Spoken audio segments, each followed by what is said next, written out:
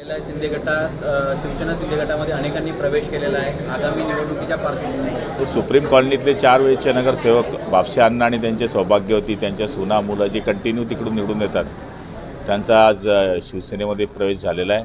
असंख्य महिलांनी आणि पुरुषांनी सुद्धा त्या परिसरातल्या शिवसेनेमध्ये प्रवेश केलेला आहे. येणाऱ्या महानगरपालिकेमध्ये सुप्रीम कॉलनीमध्ये शिवसेनेचे जे उमेदवार आहेत ते बापशे अण्णा मागच्या काळातही शिवसेनेतच पूर्वी ते होते, पण आज त्यांनी आपल्या शिंदे गटामध्ये या ठिकाणी प्रवेश केलेला आहे. काय रणनीती असणार आहे आता पुढच्या महापालिकेच्या संदर्भात? युती होते आहे किंवा नाही होते? आम्ही महायुतीची मागणी केलेली आहे. त्यांनी महायुतीला होकार दिलेला आहे.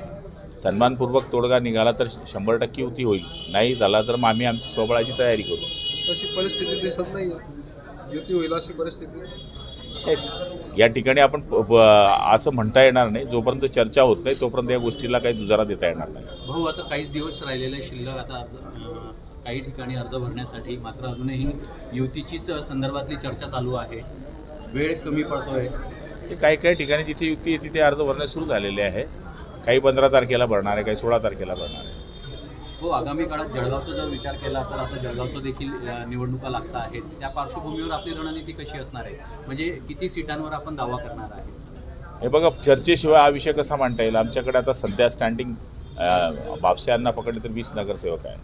त्यामुळे चर्चा आम्ही करू. चर्चेमध्ये जो योग्य तोडगा निघेल तो काढण्याकरता दोघं तर्फे चर्चा होईल आणि सन्मानपूर्वक तोडगा निघाला तर 100% युती होईल.